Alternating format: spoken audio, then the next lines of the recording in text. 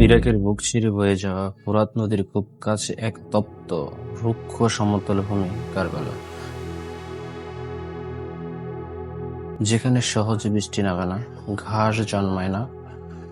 হিজরতের মাত্র ৬১ বছর পর ১০ মে মহরমের এক তপ্ত দুপুরে এই শুষ্ক মাটি ভিজে গিয়েছিল এমন এক রক্তস্রোতে, যা ইসলামের ইতিহাসে সবচেয়ে বেদনাময় অধ্যায় হয়ে আছে।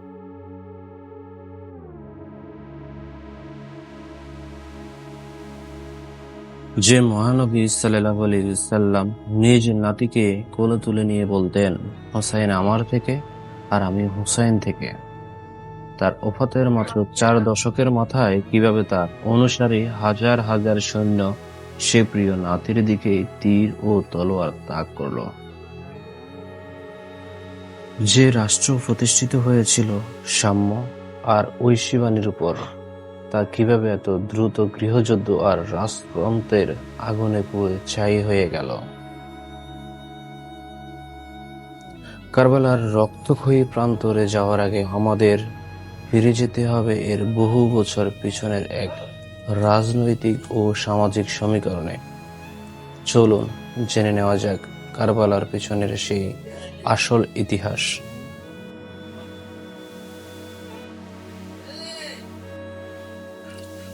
ইসলাম আগমনের আগে মক্কা ছিল গোত্রভিত্তিক এক সমাজ।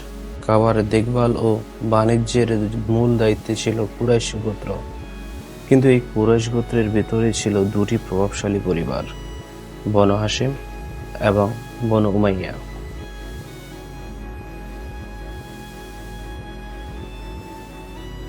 দুটি পরিবারই এক পূর্বপুরুষের সন্তান হলেও ক্ষমতা, সম্পদ আর মর্যাদার লড়াইয়ে তারা ধীরে ধীরে একে অপরের প্রতিদ্বন্দ্বী হয়ে ওঠে।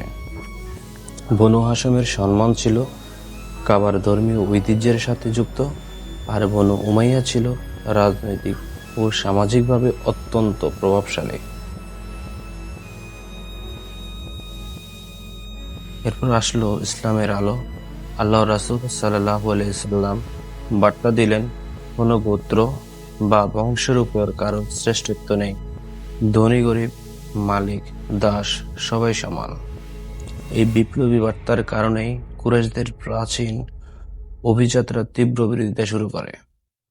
কিন্তু মক্কা বিজয়ের পর সবাই ইসলামের পতাকা তলে এলেও মানুষের মনের গহীনে সেই প্রাক ইসলামিক গোত্রীয় অহংকার কিন্তু পুরোপুরি মুছে যায়নি।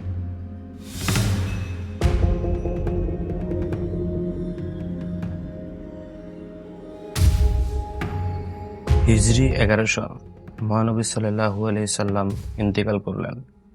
মদিনার আকাশে নেমে এলো শোকের ছায়া। এরপর সাকিফা বনু সায়েদায় সাহাবীদের আলোচনার মাধ্যমে হযরত আবু বকর রাদিয়াল্লাহু তাআলা আনহু খলিফা নির্বাচিত হলেন। তিনি ও তার পর হযরত ওমর রাদিয়াল্লাহু তাআলা আনহু এর শাসনকাল ইসলামী সাম্রাজ্য পারস্য থেকে রোম পর্যন্ত ছড়িয়ে পড়ল।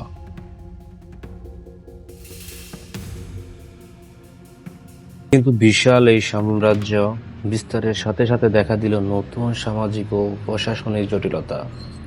তৃতীয় খলিফা হযরত ওসমান রাদিয়াল্লাহু তাআলা আনহু এর সময়ে প্রশাসনিক কিছু পদ নিয়ে অসন্তোষ দানা বাঁধতে শুরু করে।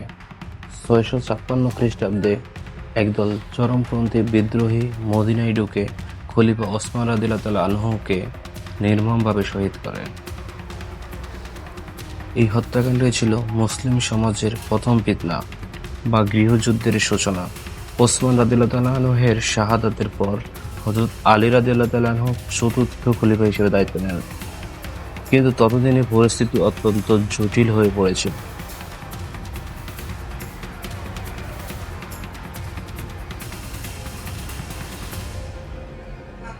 হযরত আলী রাদিয়াল্লাহু তাআলা আনহু খলিফা হওয়ার পর ওসমান রাদিয়াল্লাহু তাআলা আনহু এর হত্যার বিচার নিয়ে তৈরি হলো তীব্র মতভেদ। এর জেরে প্রথম সংঘটিত হলো দুঃখজনক ওটের যুদ্ধ। এরপর সিরিয়ার গভর্নর বনু উমাইয়া গোত্রের সন্তান মুয়াবিয়া রাদিয়াল্লাহু তাআলা আনহু আলী রাদিয়াল্লাহু তাআলা আনহুর আনুগত্য মানতে অস্বীকৃতি জানালেন।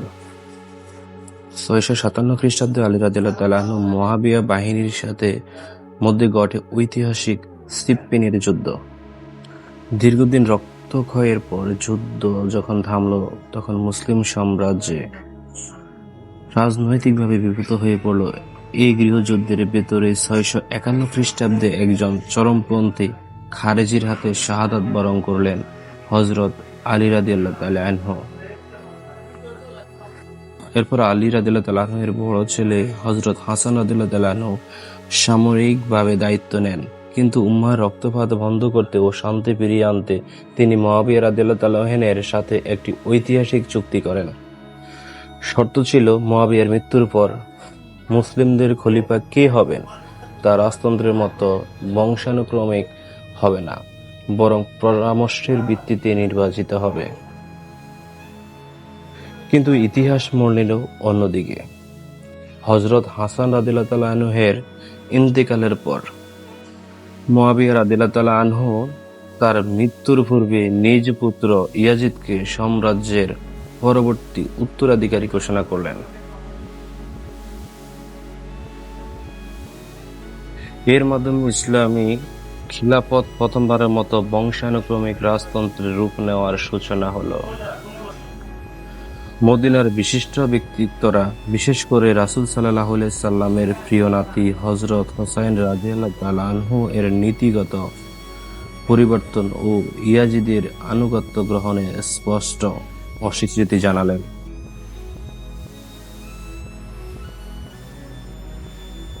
ঠিক এই সময় ইরাকের কুফাবাসী হোসেন রাদিয়াল্লাহু তাআলা আনহুকে একের পর এক চিঠি পাঠাতে লাগলো, আপনি কুফায় আসুন, আমরা আপনাকে খলিফা হিসাবে মেনে নিতে এবং ইয়াজিদের অন্যায়ের বিরুদ্ধে দাঁড়াতে প্রস্তুত।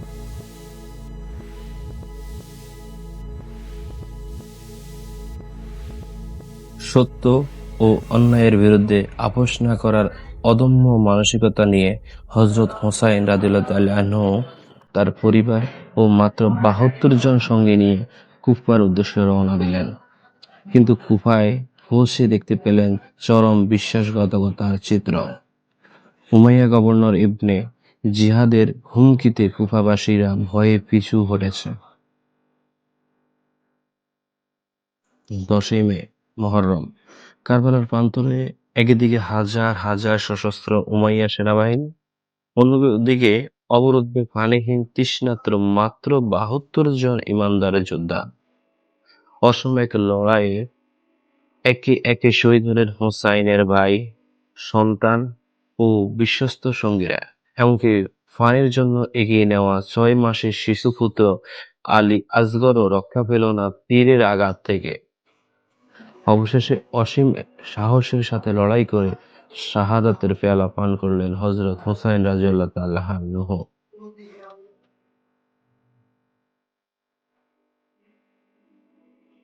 সাময়িক বা সামরিক দৃষ্টিকোণ থেকে উমাইয়ারা হয়তো ক্ষমতা ধরে রাখতে পেরেছিল, কিন্তু ইতিহাসের বিচার, সত্য ও নীতির লড়াইয়ে বিজয়ী হলেন হযরত হুসাইন রাদিয়াল্লাহু তাআলা আনহু।